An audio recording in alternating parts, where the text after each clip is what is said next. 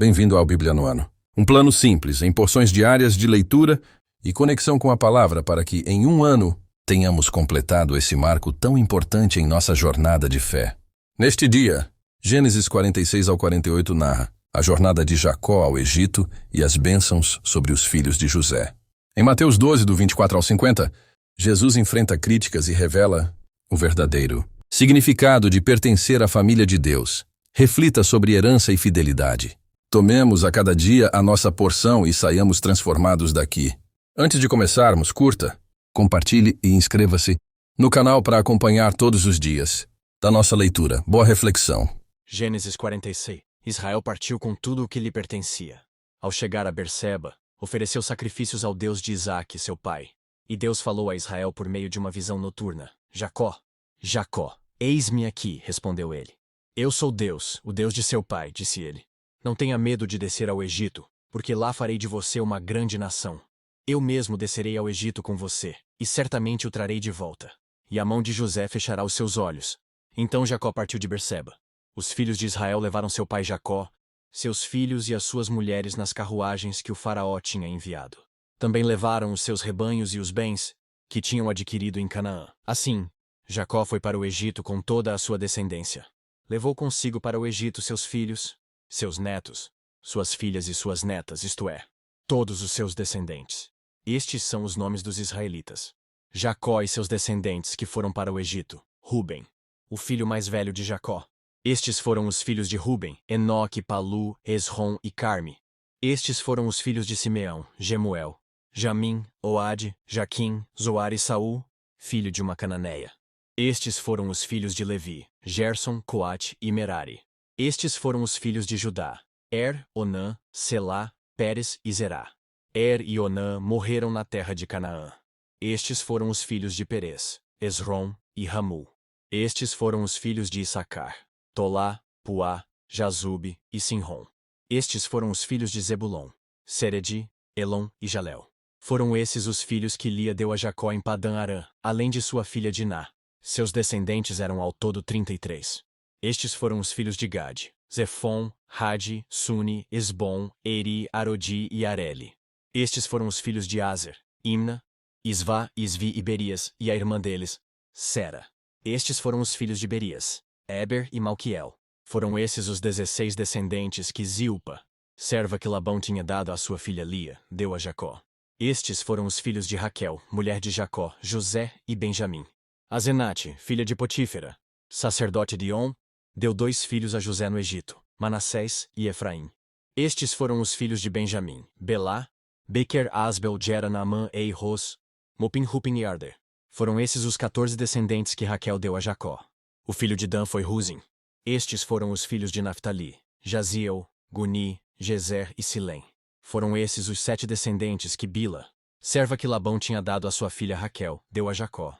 Todos os que foram para o Egito com Jacó, todos os seus descendentes, sem contar as mulheres de seus filhos, totalizaram 66 pessoas. Com mais os 2 filhos que nasceram a José no Egito, os membros da família de Jacó que foram para o Egito chegaram a 70. Ora, Jacó enviou Judá à sua frente a José, para saber como ir a Gósen. Quando lá chegaram, José, de carruagem pronta, partiu para Gósen para encontrar-se com seu pai Israel. Assim que o viu, correu para abraçá-lo e, abraçado a ele, chorou longamente. Israel disse a José: Agora já posso morrer, pois vi o seu rosto e sei que você ainda está vivo. Então José disse aos seus irmãos, e a toda a família de seu pai: Vou partir e informar ao faraó que os meus irmãos e toda a família de meu pai, que viviam em Canaã, vieram para cá. Direi que os homens são pastores, cuidam de rebanhos, e trouxeram consigo suas ovelhas, seus bois e tudo quanto lhes pertence. Quando o faraó mandar chamá-los e perguntar: Em que vocês trabalham? Respondam-lhe assim: Teus servos criam rebanhos desde pequenos, como o fizeram nossos antepassados.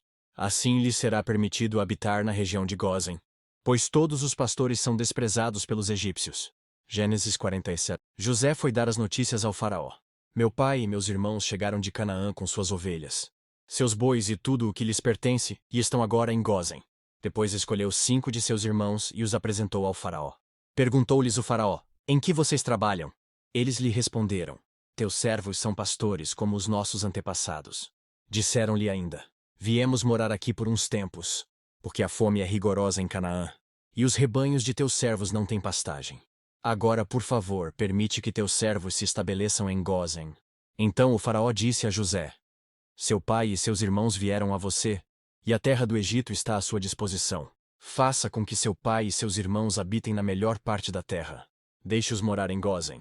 E se você vê que alguns deles são competentes, coloque-os como responsáveis por meu rebanho. Então José levou seu pai Jacó ao faraó e o apresentou a ele. Depois Jacó abençoou o faraó, e este lhe perguntou: Quantos anos o senhor tem? Jacó respondeu ao faraó: São 130 os anos da minha peregrinação. Foram poucos e difíceis, e não chegam aos anos da peregrinação dos meus antepassados. Então Jacó abençoou o faraó e retirou-se. José instalou seu pai e seus irmãos e deu-lhes propriedade na melhor parte das terras do Egito, na região de Ramessés, conforme a ordem do faraó. Providenciou também sustento para seu pai, para seus irmãos e para toda a sua família, de acordo com o número de filhos de cada um. Não havia mantimento em toda a região, pois a fome era rigorosa. Tanto o Egito como Canaã desfaleciam por causa da fome. José recolheu toda a prata que circulava no Egito e em Canaã, dada como pagamento do trigo que o povo comprava, e levou-a ao palácio do faraó. Quando toda a prata do Egito e de Canaã se esgotou, todos os egípcios foram suplicar a José: Dá-nos comida. Não nos deixes morrer só porque a nossa prata acabou. E José lhes disse: Tragam então os seus rebanhos, e em troca lhes darei trigo, uma vez que a prata de vocês acabou. E trouxeram a José os rebanhos. E ele deu-lhes trigo em troca de cavalos, ovelhas, bois e jumentos. Durante aquele ano inteiro, ele os sustentou em troca de todos os seus rebanhos. O ano passou, e no ano seguinte voltaram a José, dizendo: Não temos como esconder de ti, meu senhor, que uma vez que a nossa prata acabou, e os nossos rebanhos lhe pertencem, nada mais nos resta para oferecer, a não ser os nossos próprios corpos e as nossas terras. Não deixes que morramos e que as nossas terras pereçam diante dos teus olhos. Compra-nos juntamente com as terras, em troca de trigo, e nós, com as nossas terras, seremos escravos do faraó. Dá-nos sementes para que sobrevivamos e não morramos de fome, a fim de que a terra não fique desolada. Assim, José comprou todas as terras do Egito para o faraó. Todos os egípcios tiveram que vender os seus campos, pois a fome os obrigou a isso. A terra tornou-se propriedade do faraó. Quanto ao povo, José o reduziu à servidão de uma a outra extremidade do Egito. Somente as terras dos sacerdotes não foram compradas, porque, por lei, esses recebiam sustento regular do faraó, e disso viviam. Por isso não tiveram que vender as suas terras. Então José disse ao povo: Ouçam, hoje comprei vocês e suas terras para o faraó. Aqui estão as sementes para que cultivem a terra. Mas vocês darão a quinta parte das suas colheitas ao faraó. Os outros 4/5 ficarão para vocês como sementes para os campos, e como alimento para vocês, seus filhos e os que vivem em suas casas. Eles disseram: Meu senhor, tu nos salvaste a vida. Visto que nos favoreceste, seremos escravos do faraó. Assim, quanto à terra, José estabeleceu o seguinte decreto no Egito, que permanece até hoje. 1/5 da produção pertence ao faraó. Somente as terras dos sacerdotes não se tornaram propriedade do faraó. Os israelitas se estabeleceram no Egito, na região de Gósen. Lá adquiriram propriedades, foram prolíferos e multiplicaram-se muito. Jacó viveu 17 anos no Egito, e os anos da sua vida chegaram a 147. Aproximando-se a hora da sua morte, Israel chamou seu filho José e lhe disse: Se quer agradar-me, ponha na mão debaixo da minha coxa e prometa que será bondoso e fiel comigo. Não me sepulte no Egito. Quando eu descansar com meus pais, leve-me daqui do Egito e sepulte-me junto a eles. José respondeu: Farei como o Senhor me pede. Mas Jacó insistiu: Jure-me. E José lhe jurou, e Israel curvou-se apoiado em seu bordão. Gênesis 48. Algum tempo depois, disseram a José: Seu pai está doente. E ele foi vê-lo, levando consigo seus 2 filhos, Manassés e Efraim. E anunciaram a Jacó: Seu filho José veio vê-lo. Israel reuniu suas forças e assentou-se na cama. Então disse Jacó a José: O Deus Todo-Poderoso apareceu-me em luz, na terra de Canaã, e ali me abençoou, dizendo: Eu o farei prolífero e o multiplicarei. Farei de você uma comunidade de povos, e darei esta terra por propriedade perpétua aos seus descendentes. Agora, pois, os seus 2 filhos que lhe nasceram no Egito, antes da minha vinda para cá, serão reconhecidos como meus. Efraim e Manassés serão meus, como são meus Ruben e Simeão. Os filhos que lhe nascerem depois deles serão seus. Serão convocados sob o nome dos seus irmãos para receberem sua herança. Quando eu voltava de Padã, Para minha tristeza, Raquel morreu em Canaã, quando ainda estávamos a caminho, a pouca distância de Efrata. Eu a sepultei ali, ao lado do caminho para Efrata, que é Belém. Quando Israel viu os filhos de José, perguntou: Quem são estes? Respondeu José a seu pai: São os filhos que Deus me deu aqui. Então Israel disse: Traga-os aqui para que eu os abençoe. Os olhos de Israel já estavam enfraquecidos por causa da idade avançada, e ele mal podia enxergar. Por isso José levou seus filhos para perto dele, e seu pai os beijou e os abraçou. E Israel disse a José: Nunca pensei que veria a sua face novamente. E agora Deus me concede ver também os seus filhos. Em seguida, José os tirou do colo de Israel e curvou-se, rosto em terra. E José tomou os dois, Efraim à sua direita, perto da mão esquerda de Israel, e Manassés à sua esquerda, perto da mão direita de Israel, e os aproximou dele.